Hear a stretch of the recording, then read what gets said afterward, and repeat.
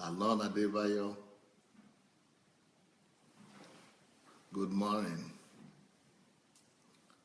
Eric Osadalo, good morning. Yomi Jegede, good morning.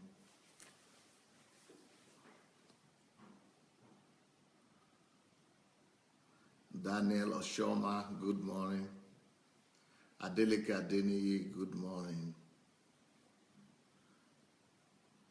Shegun Fatumo, good morning. Denise Atsoa Igu, good morning. Soaring Igu, actually. Joseph Kwane, good morning. Jolomi White, T.Y. Moore, Davida Yemi, Rochelle White. Good morning, everyone. Olusegun Akinde, Cordelia Eme, Gladys Nshak, Bolaji Martins, Shigon Wafo, Fumi Jaboda, T.Y., Eric Lindu. I don't know, did everybody realize that the time has changed or not? Or is it just the Europeans that know the time has changed? Obi Ojima Dut, Shi Sandra, Bose Fayajola, Ngoya Shares, Justin Mayo. It's interesting for me to know, did our friends everywhere in other continents, like in Africa and in America and Asia, did they realize that we have a new timing? Because I heard that some people were looking for me in the morning and searching for me at the normal time. That was an hour ago. And they don't realize that it's now that we are coming out because of the change in time. Because of the change in time. So let's quickly go and announce it to our friends everywhere. I would like to invite every one of you, or challenge every one of you to quickly go now to your if it would be good if you could quickly go to your timeline, come out of here, go to your timeline and write something or do a quick video or do something to let people know that Pastor Sunday is on now. So I will wait for the next 2 minutes or 3 minutes before I begin to speak. So I will not start. So if you could quickly go and write something, or maybe you should share the link right now and write a remark and write a comment there so that all the people who don't know that because of the time change, I'm now coming on, so that they would know that it is now that Pastor Sunday is coming on, that Pastor Sunday is on now. So I would like to encourage you people to help me do that. So help me go and invite everybody. Okay, Cordelia says, I got a bit confused. I did not realize your time changed as ours in the UK. You see, so not just people in Africa or America are confused, even people in UK are confused. Oh, look who came today. Look who came to see us. Nkem DK. Wow, what a surprise. We thought you have forgotten about us. We thought you have forgotten about us, DK. Nkem. You have been missing so much valuable information, DK. Nkem. You have been missing so much valuable information. I cannot even begin to tell you. Oh, so it's 8:30 now in Nigeria, right? It used to be 7:30, so it's 8:30 actually in Nigeria. Oh, okay. So I thought it was going to be 6:30 in Nigeria, but it's actually 8:30. Then I made a mistake because the announcement I made to them was that I was going to be coming out 6:30, but it's actually 8:30. Oh, sorry for that. I don't know how we can get the Nigerians back now.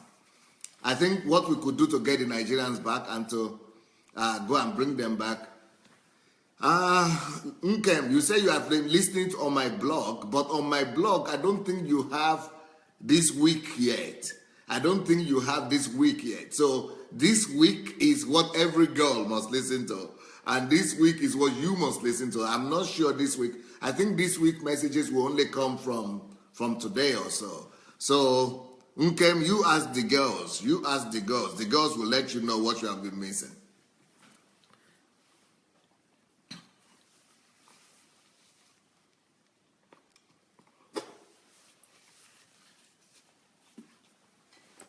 Okay, so Europe now has the same time as Nigeria. I see.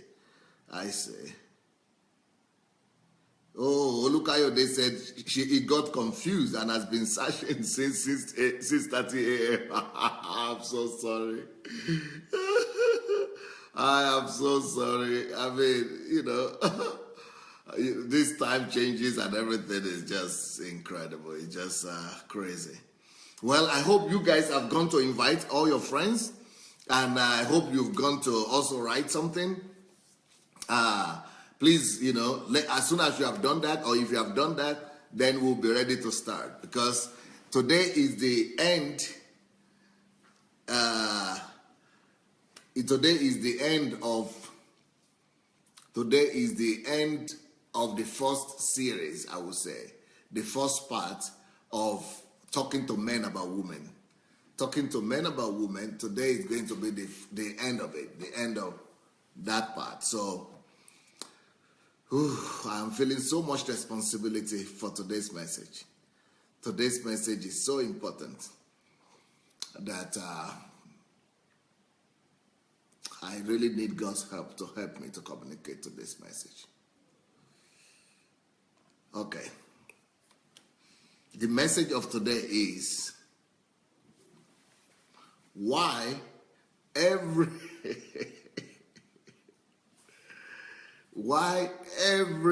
woman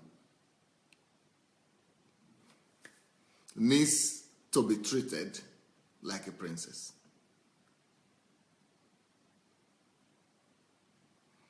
Why every single woman needs to be treated like a princess. Why every woman needs to be treated like a princess.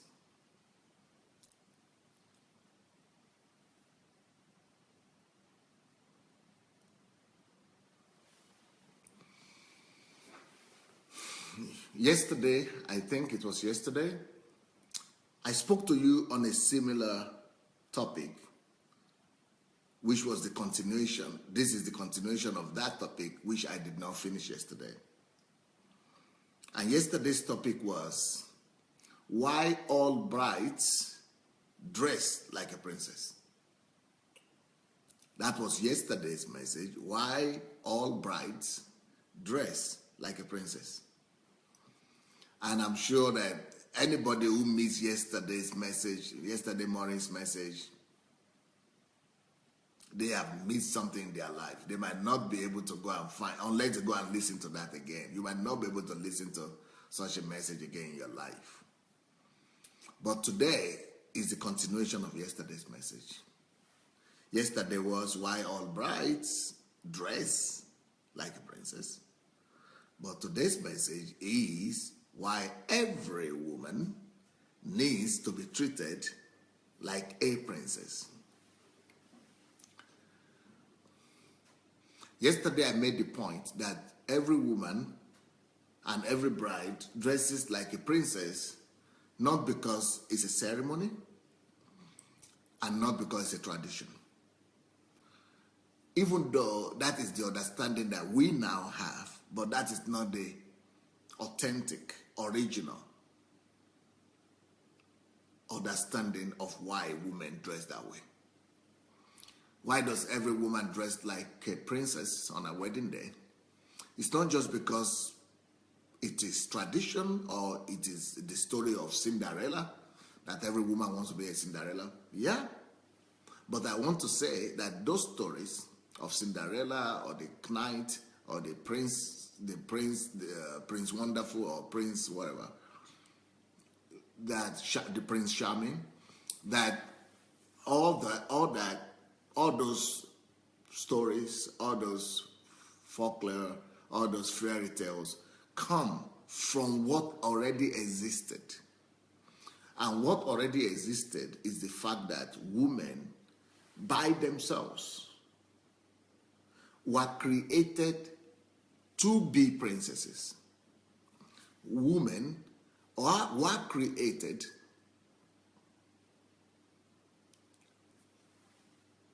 inside them. It is their nature to be beautiful, to be delicate, to be fragile. It is in the nature of the woman to be loved. It is natural for the woman to be loved. Every woman not just must be treated as a princess. Every woman deserves to be treated as a princess because that is who she is. We are not supposed to be treating a woman like a princess to make her become a princess. Or we are not the ones who will make her feel like a princess. Every woman, even unknowingly, even in our subconscious mind, is already a princess. That is why your little girls, if you've ever had a girl in your family, if a girl had ever grown up in your home or in your family, or you've ever seen a young girl growing up, you will discover that even when she's not being taught about the formula of beauty, when she's not being taught anything about fashion, when she's not being taught even that she's a girl, she doesn't even know yet that she's a girl, but she's already behaving differently because the nature of a princess is already in her. God created her to be that princess. She is already a princess inside. So she's already behaving accordingly. She's already behaving accordingly because that is who she's made to be. So therefore, treat a girl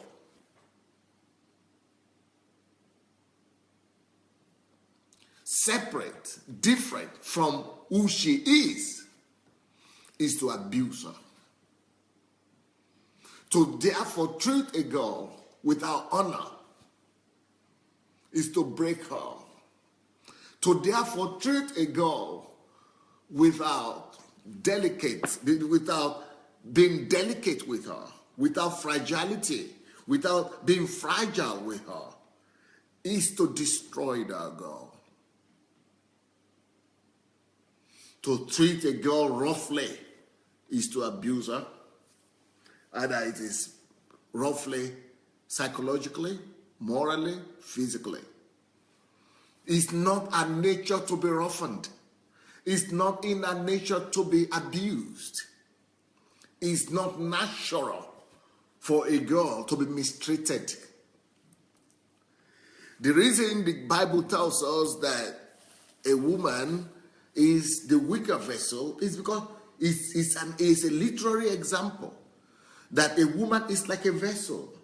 A woman is something perishable, damageable. A woman is something fragile, delicate. A woman could be broken. A woman could be damaged. God knows this. And that's why Jesus would not allow that woman to be damaged, even if she has done wrong. That woman that was caught in adultery, the Lord Jesus would not allow her to be damaged. The Lord Jesus would not allow her to be abused. The Lord Jesus would not permit her to be ruined. Because she's already damaged by her sin. She's already damaged by her fault and her guilt. And he would not allow any man to add to that. The role of man is supposed to be different. The role and the function of man in relation to a woman must be the opposite. So when Jesus saw that the men who are supposed to be covering the lady, the men who are supposed to be protecting and defending the girl, They were rather the ones abusing her. They were rather the ones carrying stones. They were rather the ones carrying weapons to destroy her. The people that God had empowered, the people that God had given the strength to protect, to watch over the girl. They were the ones who were coming with stones to destroy her, to kill her, to stone her to death. Even though Jesus knew she was wrong, even though Jesus saw her fault, even though Jesus was aware of her sin, and he was not disputing that with them, he did not argue that she had sinned. He did not argue that she committed the sin, but no human being has the right to break a woman, to shame a woman, to disgrace a woman, especially when you are a man. So instead of Jesus backing these people, these Pharisees, instead of Jesus joining them, colliding with them to blame the girl, to condemn the girl, and to make her feel more shame, Jesus decided to do the opposite. Jesus came between the Pharisees and the accused lady. Jesus stood between the accusers and the victim. Jesus decided to take on himself the challenge of every girl in the world. That's why women must be in love with Jesus. That's why every woman must be in love with Jesus. That's why every woman must be in love with Jesus. Jesus deserves to be loved by every girl, because Jesus decided to stand between the whole wide world that is so aggressive against the baby girl, that is so aggressive against the lady, that is so aggressive, that wants to destroy, and the aggressive men, the chauvinistic world. People say this is a men's world, and Jesus stood against that men's world in protection of the girl. And Jesus, risks being condemned. Jesus risks being damaged and his reputation being raised. So many men today are afraid for their reputation. So many men today will not speak up for the girl. So many men today will not speak up for the woman. So many men today will not stand up for the woman because they are afraid for their reputation. Jesus could have been afraid of his reputation. He could have been afraid, saying that they would not recognize him as a prophet anymore. They would not say he's a holy man anymore. But Jesus' dignity was in aligning himself with the truth of God. The truth of God was more important to him than the opinions of men. And unfortunately, there are so many men today that are afraid of what their churches will say, what their pastors will say, what their congregation will say, what the public opinion will say. And so they will not even stand for their own wives. Many men today will not even stand for their own daughters. They will not even stand to speak out to defend the integrity of their own family, because they are afraid of what other men will say. They are not even as men enough to defend the integrity of the ladies, of the women that they have in their lives, who are pious, who are holy, who are righteous, who are not sinners. But here comes Jesus, standing for the integrity of the girl, of the woman that is not at all a family member, that is not his wife, that is not his daughter, that was not his relative, that is not having anything to do with. And besides that, today, men will not even stand up to defend their holy sisters or wives or daughters or pious women, righteous women, even, well-behaved women. But here comes Jesus, face to face with the whole world, not just to defend the good woman, not just to defend the righteous woman, not just to defend the pious woman. He was there ready to risk his reputation. Oh, for a lady that is supposed to be promiscuous, for a lady that is supposed to be sinful, for a girl that is supposed to be unrighteous. But Jesus had so much understanding that men are supposed to stand for women no matter what, even if they are guilty or they are not guilty, even if they are sinful or they are not sinful, even if they are, they are at fault or they are not at fault. Jesus knows one principle, and the principle is that woman must be protected. Woman must be protected against all the storms and the stones and the attacks of this world. He knows what other men have not come to realization up to today. He knows the fact that women are only a weak vessel. Even when they shout at us, even when they try to raise their voices, even when they, come up with hysteria, and when they become hysterical, and when they, they are capricious, or when they, no matter what they are doing, it's an attempt to call our attention to them, that we should pay attention to them, that we should begin to defend them. It's their attempt to cry out to us. It's an attempt by the girls, by the ladies, for us to hear them out. And Jesus knew that this girl's primary need is to have a father, is to have a man that will be there for her, stand for her, and protect her. And Jesus knew that probably the reason why she became promiscuous, probably the reason why she went prostituting, probably the reason why she went with other men is because of lack of men in her life. Because there was no worthy man, there was no deserving man, there was no man to have protected her, there was no man to have covered her, there was no man to have treated her like a princess. Jesus saw deeper than what other men were saying. Other men were saying that promiscuity. Other men were saying that weaknesses. Other men were saying that failure. Other men were saying that imperfection. Jesus. Oh my Jesus. Oh my Jesus was saying something else. Jesus was seeing that vulnerability. Jesus was seeing that insecurity.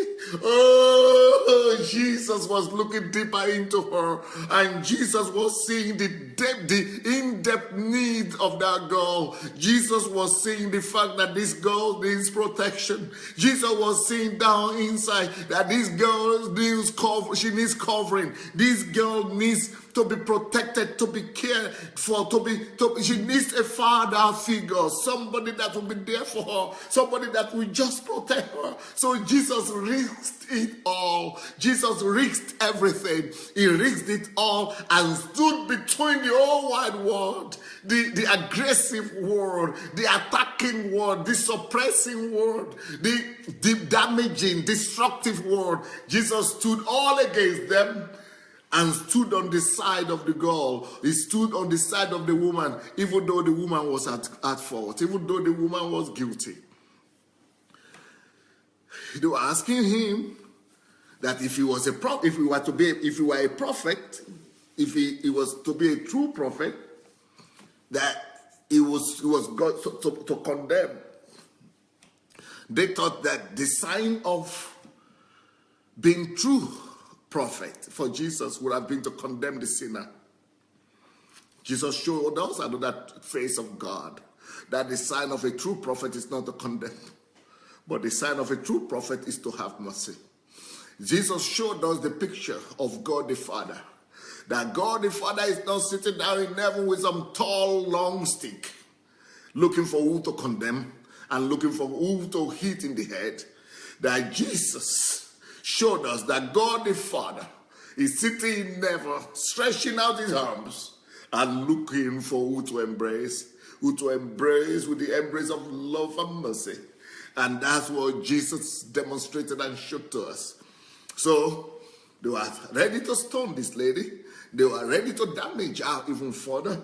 They were ready not just to damage her psychologically.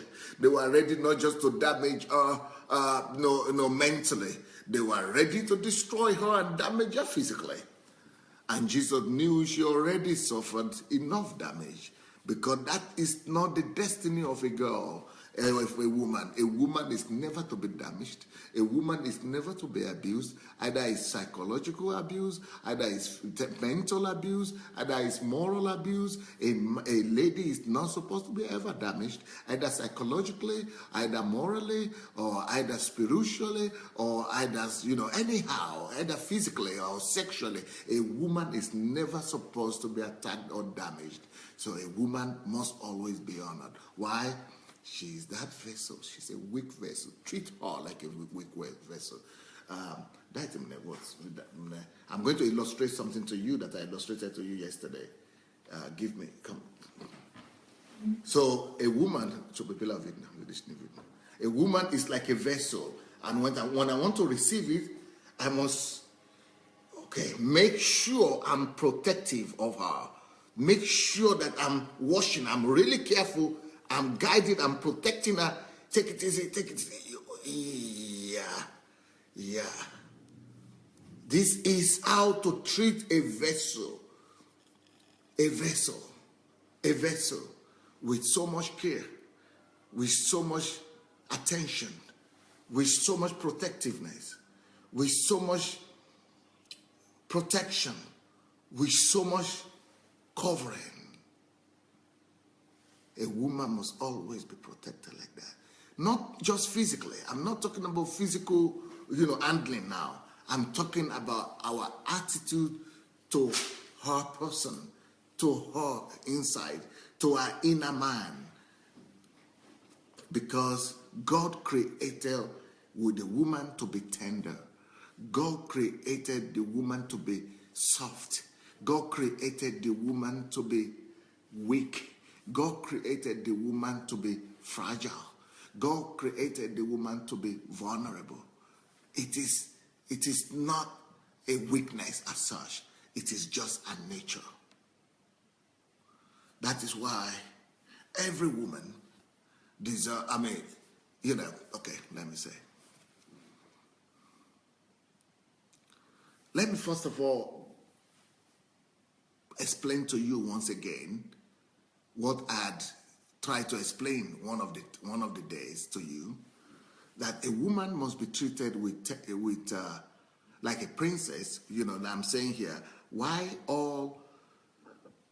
every woman needs to be treated like a princess. A woman needs to be treated like a princess because that's who she is. She is created to be a princess in the world.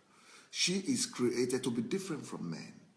Men are the hunters, men are the warriors, men are the ruffians, men are the laborers, men are the tough guys, are the warriors, and are the, adventurers. But we cannot just all be the same. So God needs to, package something to bring a balance and some kind of healing to the world, and to bring a kind of comfort to the men as well. So the reason why God created the ladies to be like this was because of us too. We need them to be fragile. We don't need people who will be fighting with us morning to night. We need them to be soft. We don't need bones to be eating bone. We need them to be delicate. We need them to be like that, because that's where the balance is. I mean, in life we have hot and we have cold. We have white and we have black. It is in contrast of life. It is in the contrast of creation that we see the wisdom of God manifested. But this is not just a logical explanation I'm giving you. Even the composition of the girl. And you need to hear this, please. I want everybody to listen to this. You must get this. And I'm going to show you this picture again. Please help me take the picture here.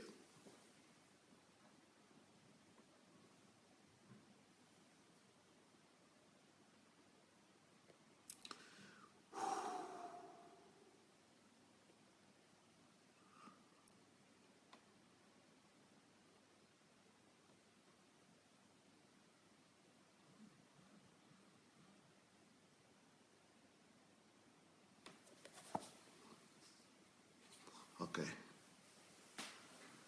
help me hold it this way. Tak šo byla vidna. Vidíš, jak lůše vidna bude? Okay. All right. Now, I've shown you this already, that this is yellow, this is red, this is green, this is purple. Now, let's say this is the body of the man, yellow. The red is the heart of the man, let's say.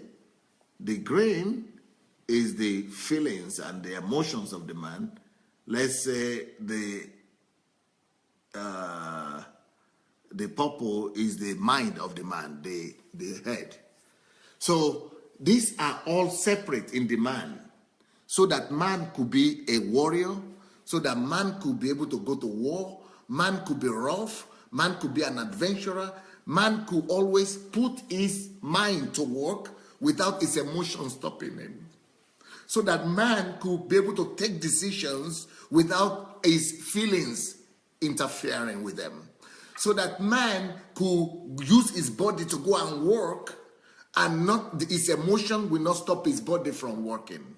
So that man could put his heart into doing something and his head will not stop him. So that when he's doing something with his heart, so that his emotions will not get on the way. God made man to have all these vital elements of the person to be separate. You know, his body is separate from his heart. His heart is separate from his emotions and feelings. His emotions and feelings is separate from his mind. And the reason for that is for man to be able to be able to function as the need arise. So the man is not so romantic. The man doesn't need selfness. So the only reason that will make a man to have feelings is if he gives permission. You see, it's different. The gap is there. So for anything to happen, for the man to, for example, if the man looks at a woman, let's say he is in the body, he looks at a woman and he sees her, he needs to give him his mind the permission for the mind to begin to fall in love with that woman. Even though his body might be sleeping with the woman, his body might desire the woman, and that's why a man can have many women, and a man can sleep with a woman and not love her, because it is not connected to the man. It is not automatically connected. But when he takes his decision, or he gives his mind the permission, that is when he begins to feel love on the mind. He begins to think about the woman. And he has to give his feelings and his emotions the permission as well. He has to open his heart. So you've got to open your heart to be affected by what is happening. That is why, when a tragedy happens, a man might not be crying or weeping, but the woman is always crying. But he could also cry, but he has to give himself the permission to do it. So everything is separate. It is because God needed the man to be the head, and God needed the man to be the provider. God needed the man to be the cover and the protection for the woman. So the man is created differently and separate like this to be able to run the world and to be able to help the woman rather manage the more soft side of life. But for the woman, see, the body is the yellow, the red is the heart, the green is also the feelings and the emotions, and then the mind is the purple. See, everything is all intertwined. Everything is intertwined. What this means is that for women, things don't happen in compartments. Things don't happen in departments, in separation. So if you tell a woman that she's ugly, she's not just hearing that in her mind. She's feeling that everywhere. The diffusion is so strong. Anything that happens to her, if you cause her, she needs to be protected so that only good things will come into her. And only good feelings, only good, only positive things. Anything that is negative is destructive to her. So when they brought the woman to Jesus, they wanted Jesus to hurt her, to condemn her. But Jesus knew the state of the mind, that the woman is already so damaged. She's so sensitive. So that's why anything is very sensitive to the lady. Everything is sensitive to her. So because of her nature, thank you. Because of her nature, the only thing that the lady deserves is gentleness. The only thing the lady deserves is fragile attitude, delicate attitude. She is so sensitive in everything. That's why she has to be protected and treated like a princess. Now, how do you treat a woman like a princess? How do you treat a woman like a princess? One, you must make sure that you show care. You must handle her with care. You must handle her with care, attention, care.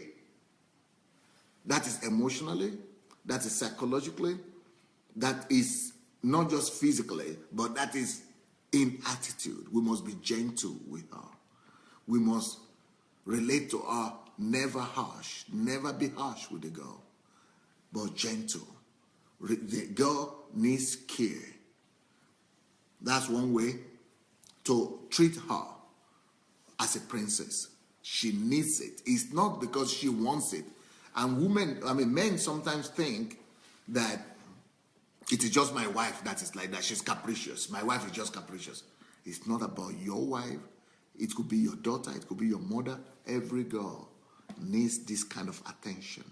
She needs to be handled with care, emotionally, psychologically, and maybe physically, but especially emotionally and psychologically. Number one, that's how you treat her like a princess. Number two, you need to show tenderness towards her. You need to be tender towards her. In your voice, that's why if you have related to a woman before, a man might be thinking that he's talking normally to her, and your voice is normal, and she's saying, why are you shouting at me? Why are you screaming at me? And you said, I'm not screaming at you. I didn't shout. When did I shout? And because everything that she hears, you see that picture, everything is multiplied. Everything is diffused in her body, soul. Everything is messed up. She's all overwhelmed with that feeling. So she needs to be tenderly treated. But on the other hand, every positive thing you do for her also is also magnified like that. So that's why if you treat a woman with dignity, with love, with care, she treats you better. She gives you even better things. She even does better things to you. So if you give a woman one thing, she will give you 10 things back, because she is magnified in her interpretation of what you have just done to her. So, and a lady must be treated with fondness as well. You've got to, tell her that you are fond of her. You've got to let her know, if either she's your daughter, or she's your mother, or she's your sister, or she's your wife, she has to always feel your fondness. Not fondness only when you say it, but in your everyday attitude, in your everyday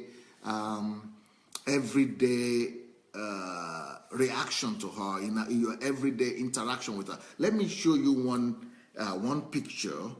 I'm going to show you an illustration that will help us to understand this better. Help us to understand this better. So, someone come here and help me. Help me hold this. Can you see this? No, this should be that. Can you see this picture here? Now, you see the man here. He's a slim guy, ugly. He's slim, ugly, horrible looking guy. Horrible looking guy.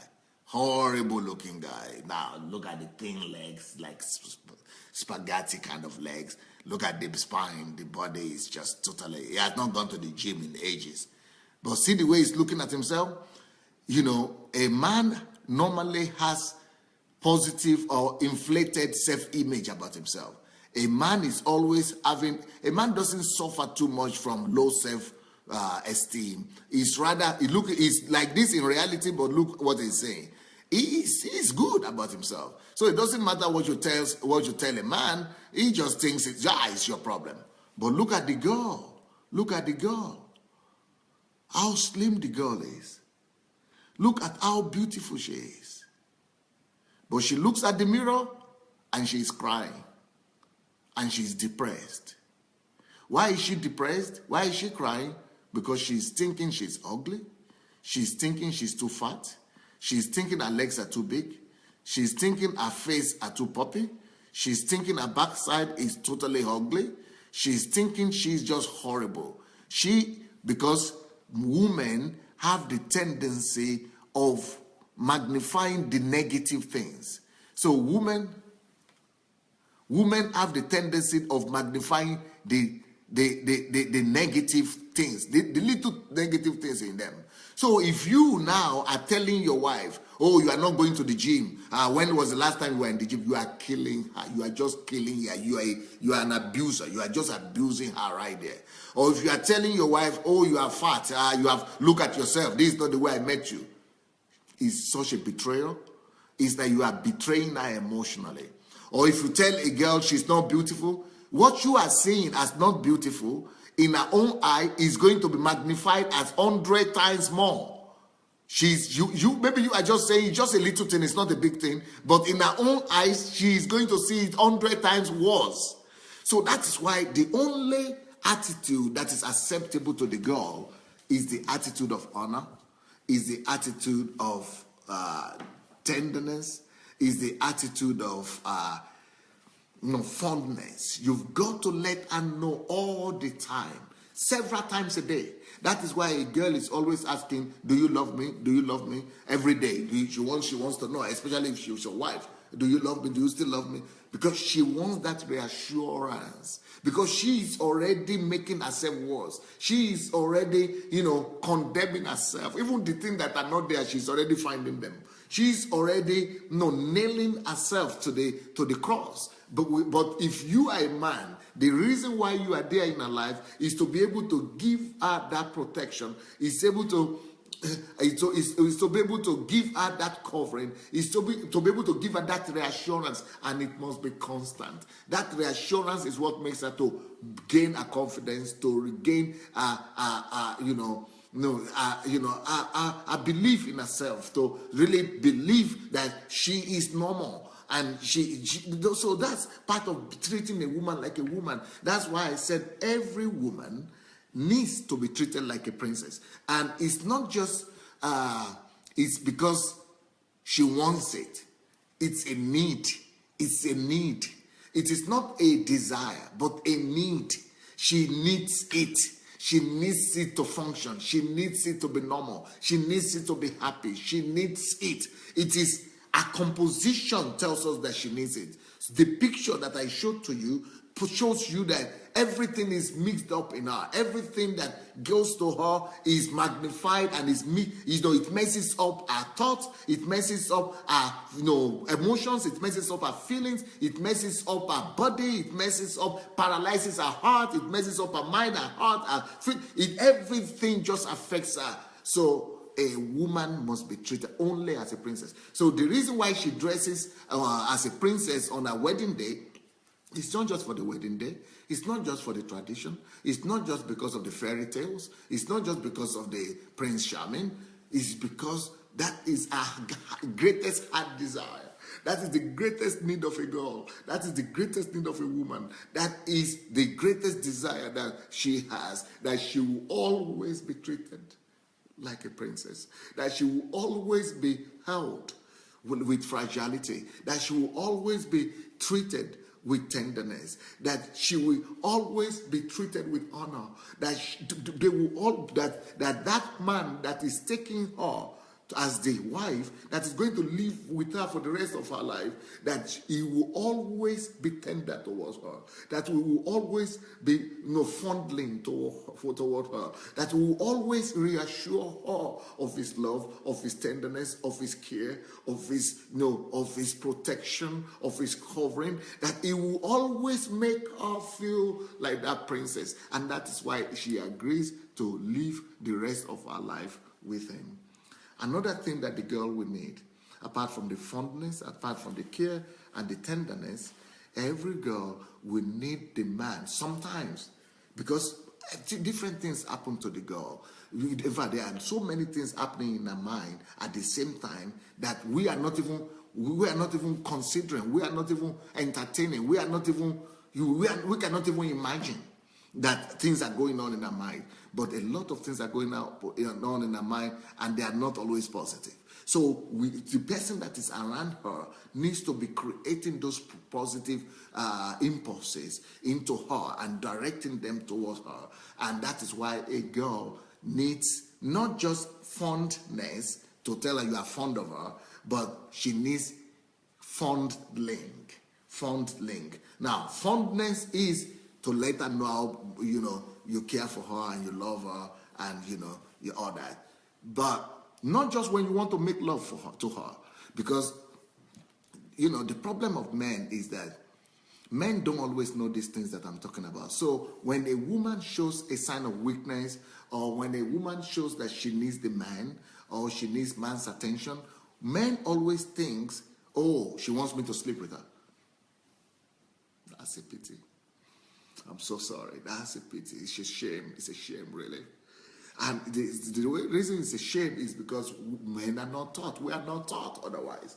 Because men are totally different. The only way men understand love and care and others, men don't need a lot of those fondness, tenderness, care. In fact, they see those things as a sign of weakness. So the only sign of love that a man really needs is sex.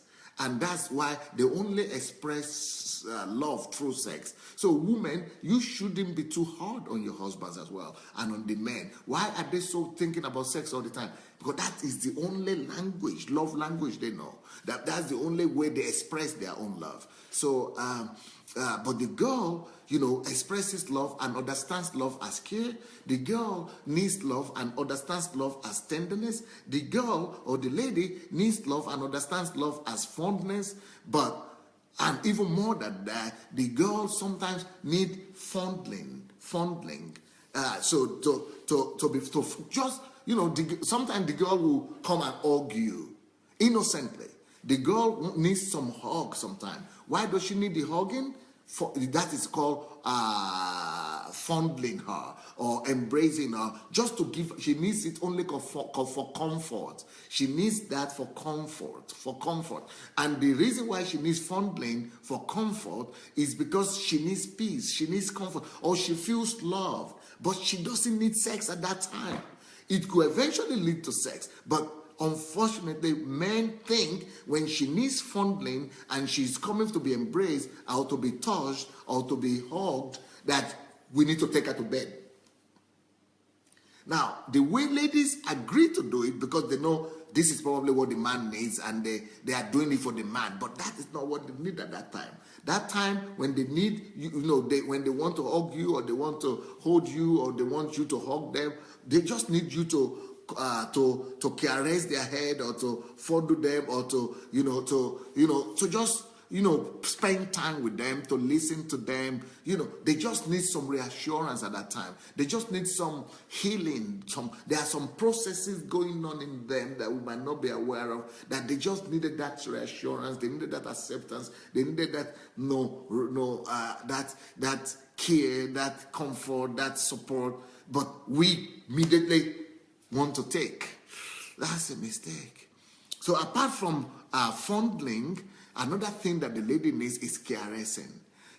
We men cannot even understand, why do you need caressing? I mean, especially as women, our mothers try to come to us and begin to caress us and begin to do that. Men are always irritated by that. I say, what are you doing? Because that is what they need. That is what they need. the ladies need caressing sometimes. Especially when she's relaxed, or it depends on her mood. A woman could be in the mood just for you to caress her, because there are some things going on inside of her that you and I might not be aware of, even she might not be aware of, because whatever happened to her body or to her mind or to any part of her body is affecting all her body, right? All her life. So she might not even know what is happening, but she just knows that she has a need for that. You see, these are all the reasons why every lady must be treated like a princess, must be treated like a princess. They have a much more complex, in my own, in my trainings that I do, teachings and seminars for families, and I have family seminars. I mean, we call them retreats, and men's retreats and women retreats. What I discover is that men don't even know that women find life more difficult than the men. We normally would think that the men are the ones who have a hard life, but no, it's not true. Hard life belongs to the women. Women have a complex life, much more complex than we can imagine, much more complex than us. They have a much more complex life, and they need our support. We need to always be there for them and treat them with care and gentleness. Please, can you come? Show them this place. Now, can you see this? This is a picture of man. This is a man here. Another character. Okay, this is man. Man only has something going on only one thing going on at a time. In him all the time. You see, only one button is here. Only one switch. Only one thing is going on in the mind of the man at a time. One thing. So a man doesn't have anything. Everything is just okay for him. Maybe he's thinking about one thing, one subject. But at any given moment, see how many processes are going on in the woman. All these things are going on in the woman. Any button could be pressed. So she's so complex. So that's why, and most of these things are not positive. Some of them, a lot of them are negative. So that's why she's always in need of reassurance. She's always in need of that care. She's always in need of love. She's always in need of protection. Because he doesn't have so many concerns. The reason why God removed all the concerns from him is because he should be able to pay attention to her and care for her and cover for her. And let me show you another thing that might be able to help us understand women better.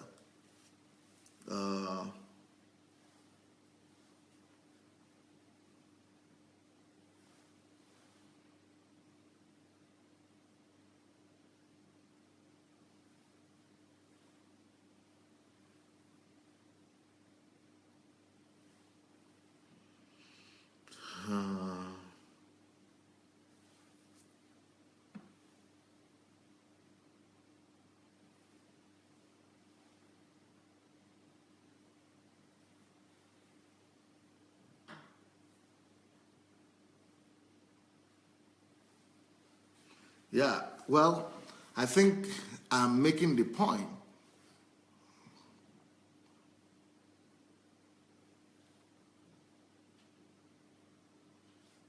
Yeah. So many things to talk about, really. So many things to talk about. So many things to talk about. But the bottom line is that we should care for the girl. We should care for the ladies. We should watch out for them, look out for them, and we should protect them. We should be a father to them. We should be a friend to them, be a husband to them, and treat them like a princess. And treat them like a princess. Treat your girl like a princess. Let me see if I could still share some more things with you on how to treat the girl like a princess. Why every girl needs to be treated like a princess.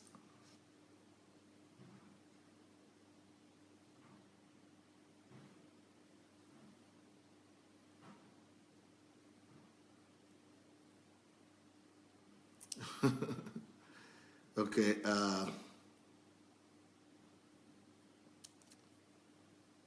So because of the nature of the girl, because of the way the girl is made, complicated, I should say, very complicated. Their life is complicated. They feel pain everywhere. They feel concerned. They are so troubled and they have challenges all the time.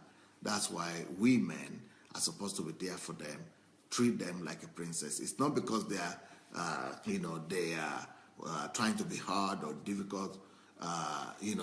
They are made to make our lives softer.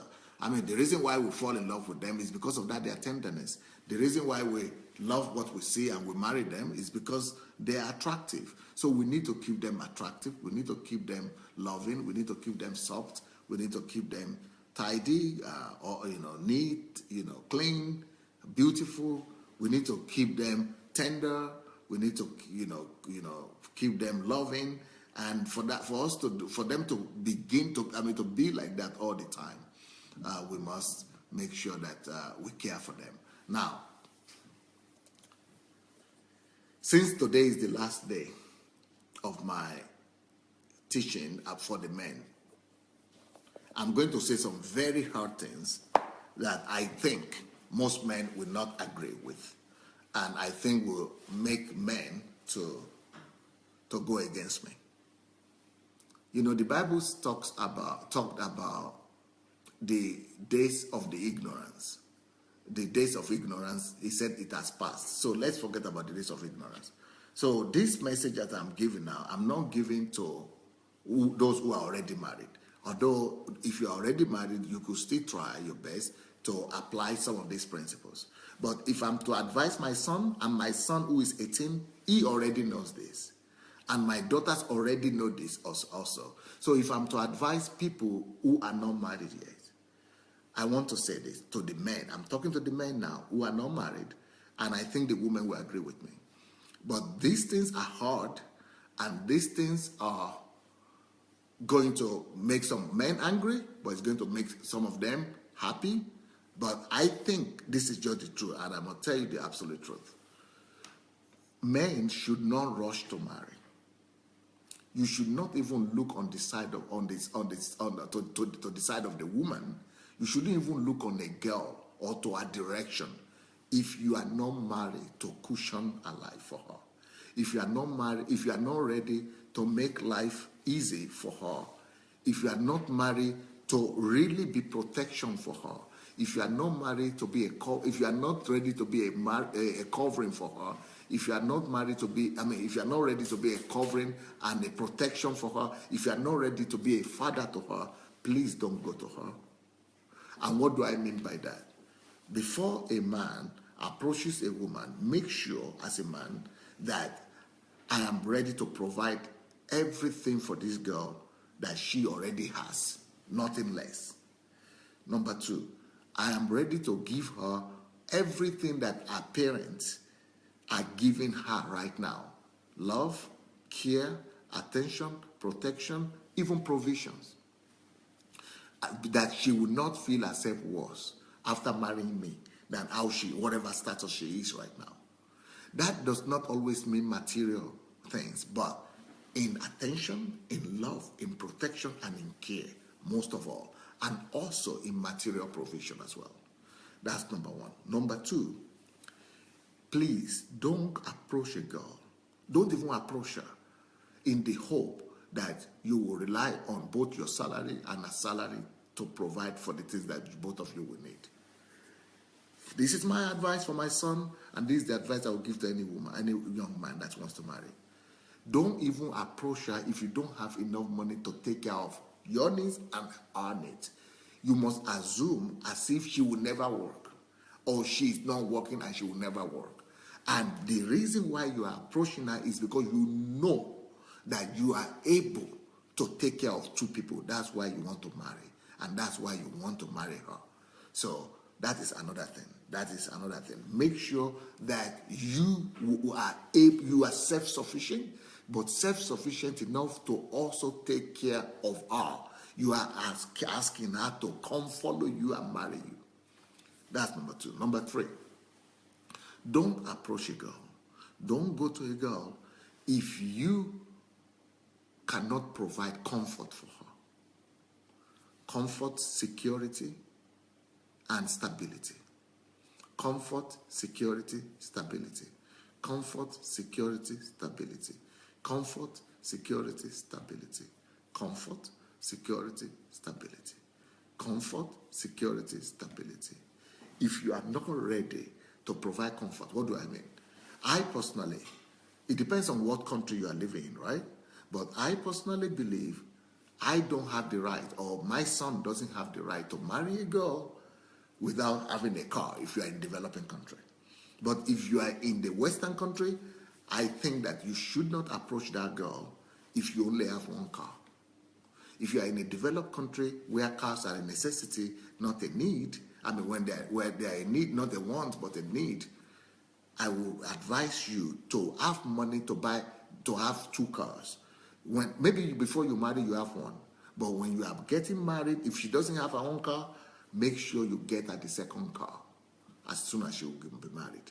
At worst, if you cannot get her a car when she marries you, or at the time she marries, get her a car by the time she's pregnant or before she's pregnant. Or at least, at the very worst, get her a car before she gets a baby. You don't want to see your wife going to take public bus 8 months pregnancy or 9 months pregnancy, and everybody's pushing over there, and they are both from the back and the front. You don't want that to happen. And you don't want to go and collect your wife from the hospital with your baby in public transport or in a taxi. You don't want to happen. That wants to happen as well. So I'm giving you an ideal picture. Now, I know some people will say, what about if some places, what about this, what about this?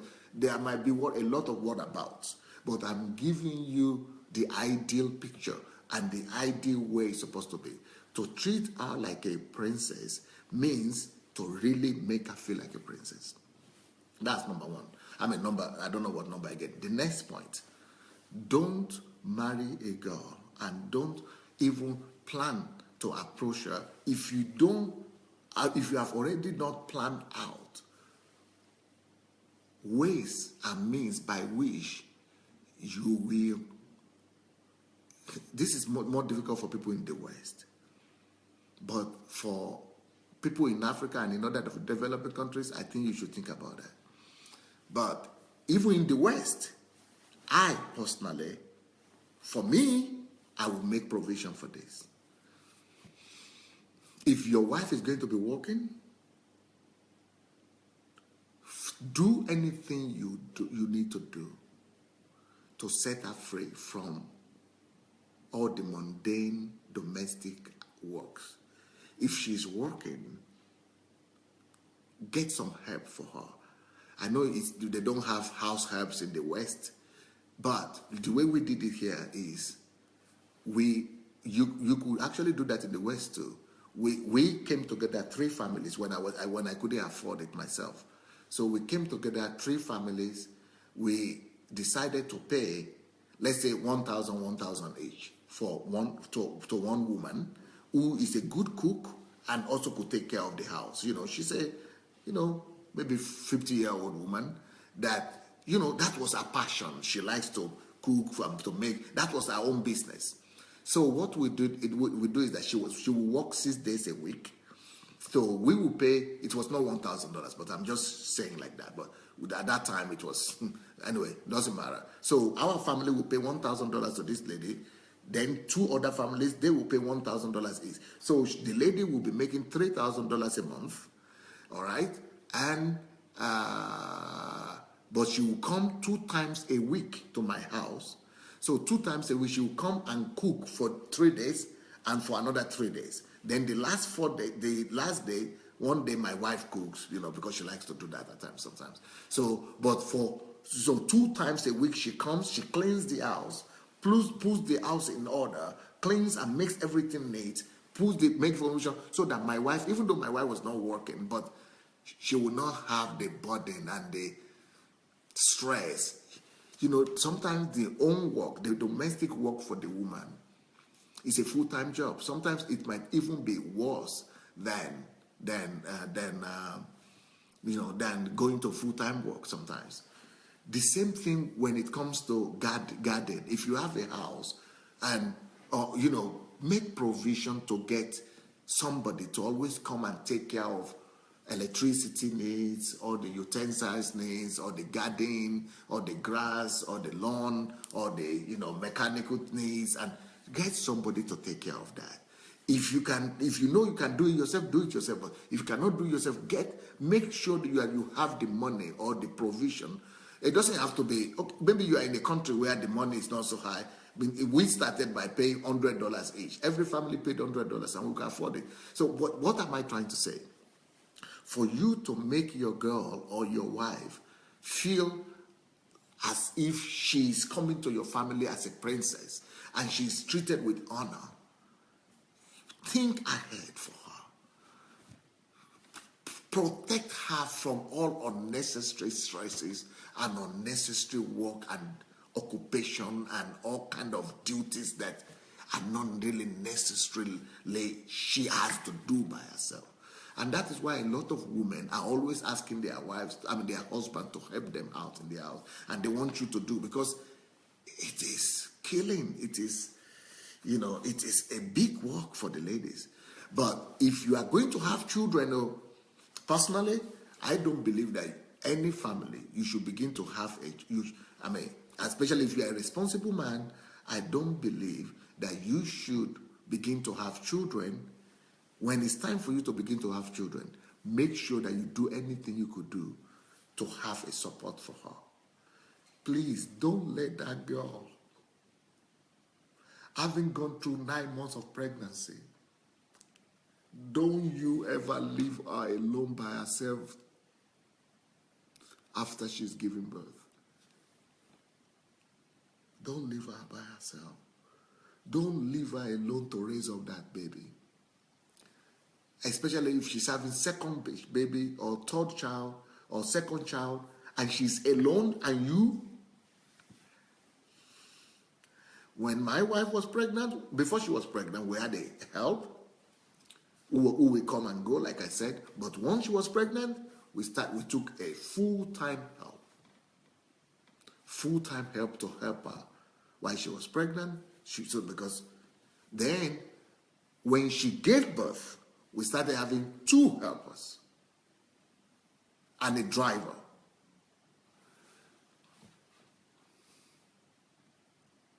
If you don't want life, a marriage life, to be a slave yard and a slavery and a slave camp to your wife, if you don't want her life to become mystery, if your dream is to give her the best of life, if your dream is to treat her like a princess, if your dream is for her to remain princess even after she's married you, listen to my advice.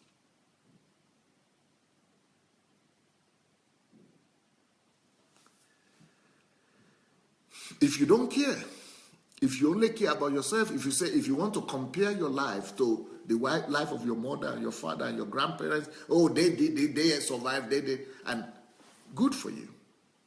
But if you really want your son to grow up to be a responsible son to the woman, and if you want your sons to treat your women, your daughters, with dignity in the future, tell them everything. Tell them the truth. Let them be rather well prepared. Let youngsters, teenagers, get to know this information from when they are 15. My son had known this information since he was 14, 15, 16, 17. That's why now he's 18. He's not even thinking about dating. He has his own dream. He's got to get a house. He's got to get a car. He's got to have some amount of salary and he's not going to be dependent on the provision, on the salary of the girl. He knows all these things since he was 14. Because really, women are made to be treated as princesses. And the scripture says that as well. Let's check out the scriptures. The scripture says that as well.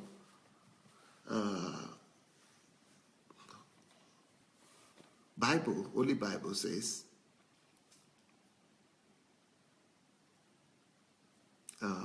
when is that?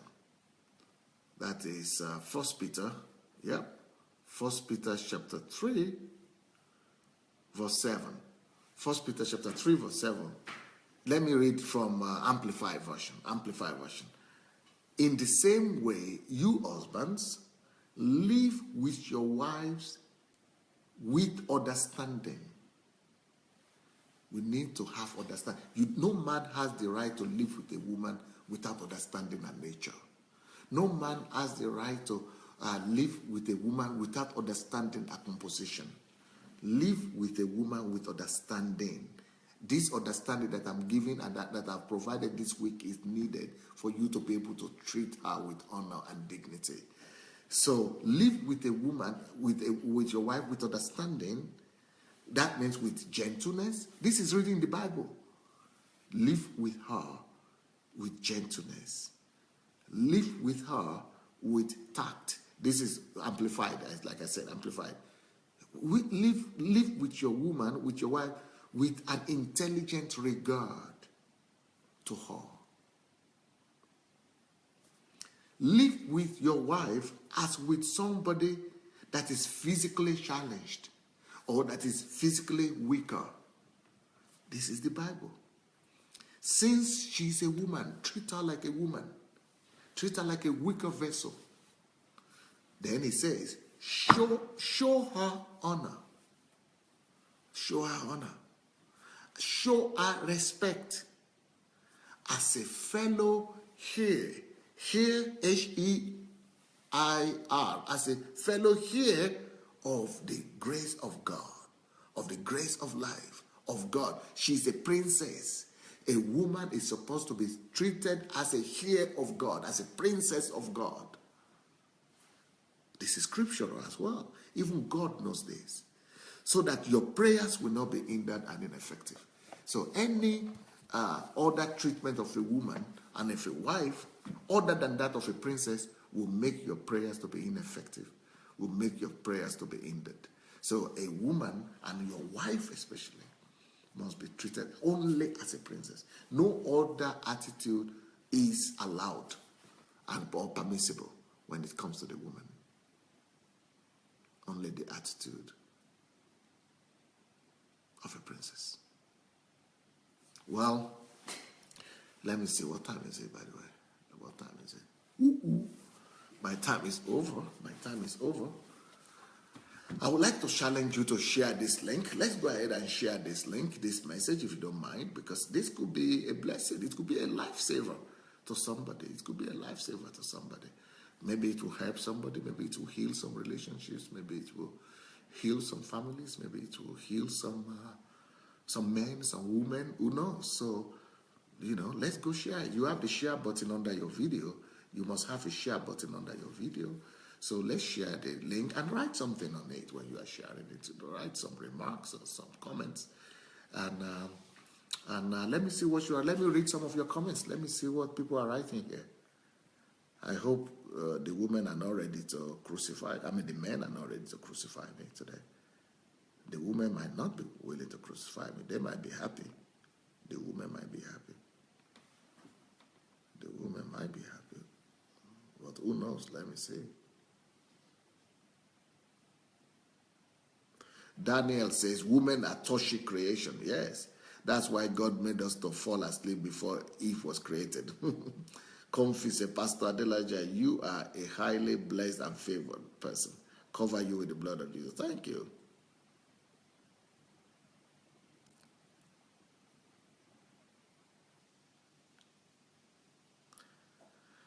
TY says, the ladies understand cuddling, and that's comfort. It's a sure assurance, gentle assurance for them. She says, Pastor Sandey, you are amazing. She girl says, yes, cuddling is tender, loving care for the girl. And Fumi supports it and says she is like a shield and covering for her when she just wants to be held and caressed.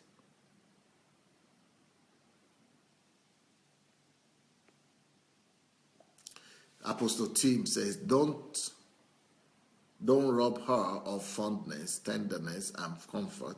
Never do this only when you want to have sex with her. Yeah, that will be burglary. That's so true.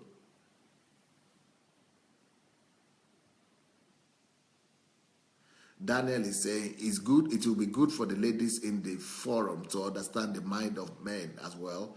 This will go along with dealing with the men issue. Yes, from tomorrow morning, I'm going to be dealing with the men question. I'm going to be talking to the ladies about what they need to know about men and what they need to know before they get married.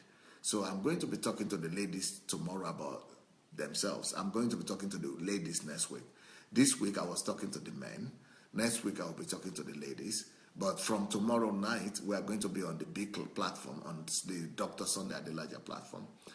This platform was just this week. But next week, we are going to be on the big public page, on my public page. This is just my private page. But I'll be talking about the ladies from Monday morning. But tonight, we are going to be talking about family. We have the family of Pastor Obi and Nkiru, Nikki, Ojimadu. They will be here with me tonight. And they will be talking, about family. They have a wonderful family. And we are going to learn a lot from them. So I want to invite you back today at is it 7:30 British time or 7:30? Yeah, I don't know the time anymore. Anyway, just tonight, as usual, tonight, and then tomorrow we'll start with the ladies.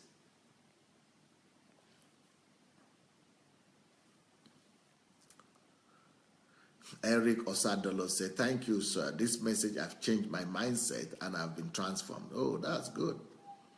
Evangelist Titi Layo said, "A lot of men believe in deadly culture rather than in the God's word, whereby placing culture above God's word." Yeah, that's a pity. Shinwe says, "This gives comfort, security, and assurance." Denise says, "God made man or woman man weaker than himself, but made the angels honor him. Then he made a woman a weaker vessel than the man, and then man made to honor her." Interesting. That's very interesting, Denise. God made man weaker than himself, but made angels to honor him. Then he made a woman a weaker vessel than the man, and then made man to honor her. Interesting. Bless Indra says, "Real women make you men, make the word of men like heaven on earth if you love her truly, not the love in the Western way." Please, my brothers, listen to these words of wisdom. No sentiments there. You are an amazing and wonderful man, Pastor Sandey. May God richly bless you, my pastor. Josephine, "Pastor, thank you so much for this week's message because I've been treating my daughter so well. No shouting, etc. when they do something wrong, and they've been asking, 'Mom, are you okay?'" Because mom stopped shouting. The daughters are now asking, "Mom, are you okay?" Ngoya Sharis, "Thank you so much, Pastor. This was a brilliant session again. As for the change of time, it is still 7:30 a.m. UK time in the morning and 7 p.m. in the evening." Oh, okay. In Nigeria, it is 8:30 now, and in Europe, it is 8:30 as well, I think. Daniel says, "It doesn't matter how many times I have failed. I don't call it failure. I dust myself, take instruction, and take stock, and come back with a better result." Good. Irene Ngo said, "Pastor, what advice will you give us women who are already married to men who have no understanding of these teachings and treat their wives in the opposite way? How do we handle this?" That's what I'm going to be dealing with all next week. From Monday morning and evening, I'm going to be dealing with it every day. Shidima said, "God bless and keep increasing you in Jesus' name." Thank you. Eucharia said, "Pastor, you are too loaded with great wisdom. May God continue to protect you, sir." Thank you. J. Mark says, "Thank you, Pastor, for this wonderful life-changing message."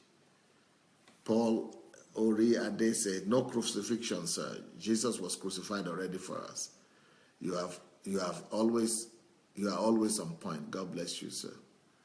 Bolaji said, the world needs to hear this message. Oladepo said, healing for men, women, home, and union. Evangelist Titilayo says, I attended a wedding ceremony yesterday and the pastor preached to the congregation by saying, your wife is your life. I believe it's absolutely correct, but a lot of men hasn't realized this, and I think that's the reason they play around and not following what God says about marriage. Davida said, Pastor Sandey's financial teachings can help in the area of finances. Yes. If you've missed my teachings, especially the financial teachings, go to my blog, SandeiAdelajablog.com. SandeiAdelajablog.com. Go to the video section and you'll be able to see all the series that you have missed. Jolomi White says, nice one, great stuff. Daniel Oshoma said, a man plowing does not look back. Life is a school. We learn and we relearn. Yep. TY says, thank you so much, Dr. Adelaja. These are priceless things for us, all men and women. We appreciate you, sir. Much love.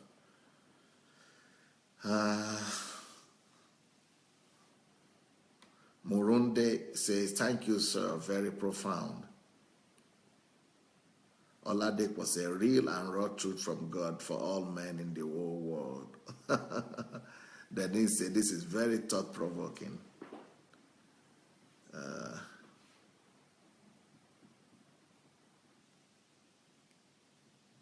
Jaboda says, wow, my life would have been different and better with these principles implemented 20 years ago. That's so true. Gladys says, so true, sir. Not easy for us with kids and full-time job. Thank God for you, sir. I have two, but not easy at all, sir. We women need stable, secure men, sir. I am totally with you, sir. My best mentor ever. More grace, sir. You are preaching my experience, sir. Yesterday, sir, I went hard on my first daughter, 17 years old, to go listen to all this week preaching from you, sir. God bless you. Thank you. Davida says, insight is light and it chases away darkness, right? Oladepo says, if you apply everything he has been saying in taking care of a woman, I'm sure, I can assure you that you will never regret it. 100% truth. Gift says, thank God for this insight. Yes, God has good plan for us. Yep. TY say, well done, Dr. Adelajah, for raising up princes, a prince on this platform.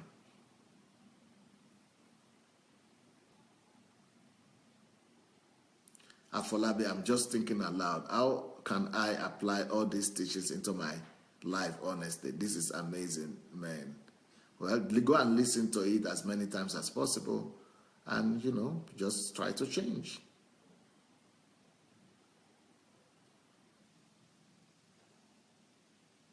Pastor, a few days just after giving birth to my baby, I was asked to cook for my in-laws.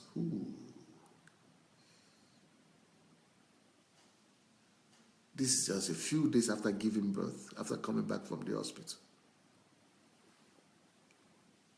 I was asked to cook for my in-laws and do laundry, etc.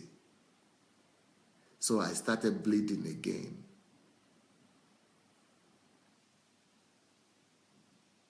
That is killing. That is just horrible.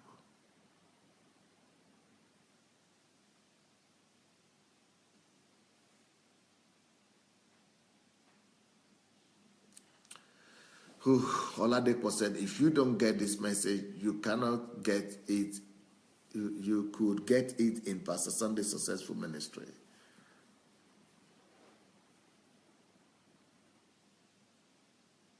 Elizabeth says, until today, Pastor, only me knew what I was going through daily. Davida says, people fall sick and quit. The burden is too much to bear. May the Lord help us. Fumi Onifade said, look after her as if she's an egg. Once broken, can never be put together again. So think and listen, my brothers. The Lord equip you with all you need. Love you all.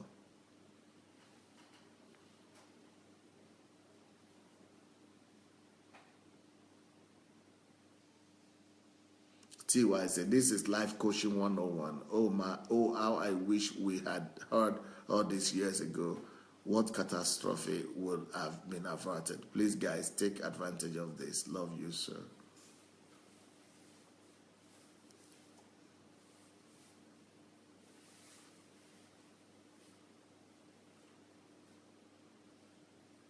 Gift says, I'm very happy for today's service here in my church online.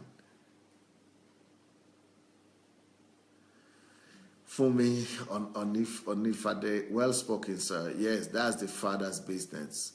Shalom to all my brothers in the Lord. The Lord will help you. You guys cannot hear it better than this, sirs. The Lord blesses you all, men of valor. Forget all about it, but do it God's way. It brings peace and harmony for you and your praises. God will bless you. God will help you all. God bless you, our teacher, pastor.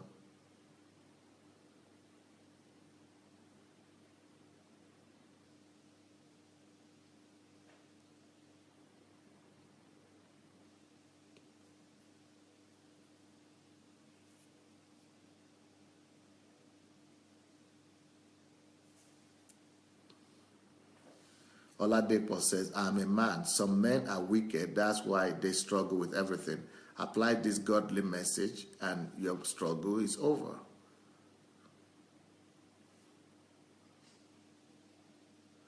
Daniel says, Nigerian men must hear this. We abuse our women in Nigeria, calling it tradition and culture. We need to rethink the way we burden our women. John Locke said, I have to go back to drawing board and start afresh. With this teaching, my own will fly high. Thank you, and God bless you, Pastor Sandey.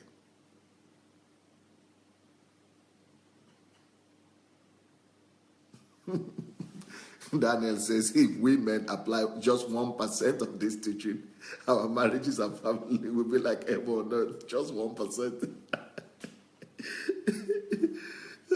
Elizabeth said, this is a massive liberation for marriages, even in the future. Davida said, this is the best teaching I've ever heard on marriage. God's blessings, Pastor Sandey. Elizabeth said, Pastor Sandey, I'm so grateful to have met you before I entered into marriage. I would have been so frustrated. Debafu said, I'm learning a great deal on this subject. I appreciate you, Dr. Adelaja. I now catch myself wondering if I am treating her right. Gift Amos, I'm really blessed with this message. Thank you so much, my mentor. Daniel said, Dr. Adelaja, you have touched some untouchable areas since I started listening to you. Things the church will never mention and things our culture forced on us. Thank you again. Adaora Emelieze, thank you so much, sir, for sharing these nuggets. Life-changing, sir. Nena says, my mentor, please permit me to talk with you one of these days. How can it be? Write to me. My email is pastor@godembassy.org. pastor@godembassy.org. Write to me and we'll make it happen. Olusegun Akinde said, thank you, Dr. Adelaja, for this deep exposition about the nature of a woman and why they needed to be treated as a princess.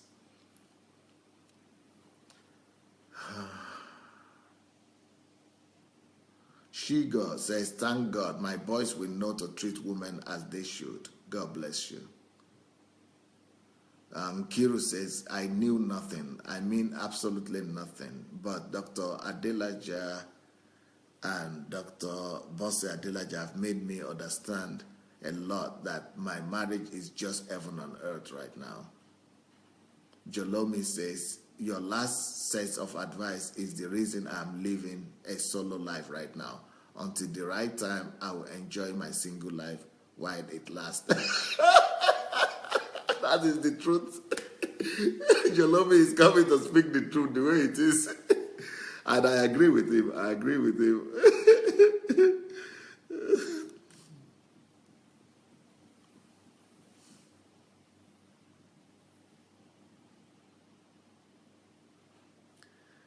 And Ogunlesi said, thank you so much. And I can begin to speak to my sons early regarding marriage. God bless you, sir.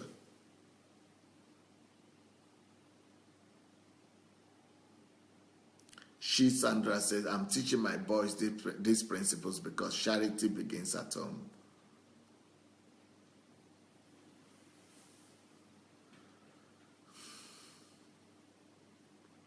Oladepo says, Pastor, the presence of the Lord God Almighty will never depart in your home and ministry. Thank you for this message. She, Sandra, said, African culture needs to be revolutionized. Many evil is happening all in the name of tradition. Africa needs to do away with all this dehumanizing treatment vented out on women. Pastor, I stand with you, sir. God bless you. Gift says, I thank God for everyone that is listening to this message, and I also thank God for my mentor, Dr. Adelaja. I love you so much.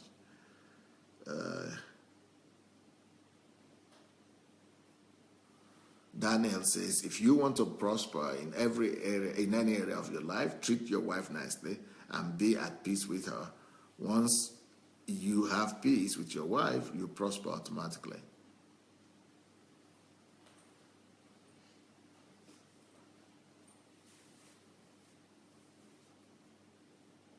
Obi Ojimadu. Wow, I teach the young men here the same values. For those who think they can't undo their future marriage like Pastor is teaching, please, there are still spaces in the monasteries.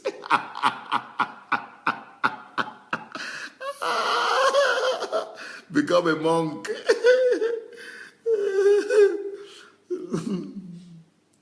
Wow.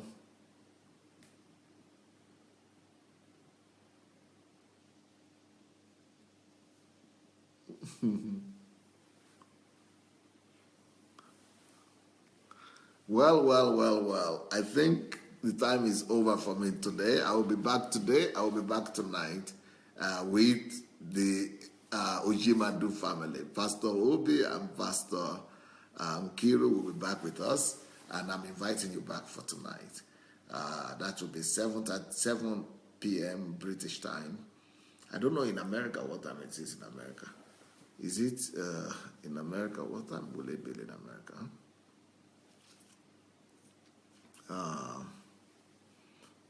Maybe it's the same time. Maybe it's 2 p.m. American time, Eastern time in America. Well, in Nigeria it will be 8. It will be 8 p.m. in the evening, and in Europe it will be 8 p.m. as well, and in England it will be 7 p.m. I think. In America maybe 2 p.m. or maybe not.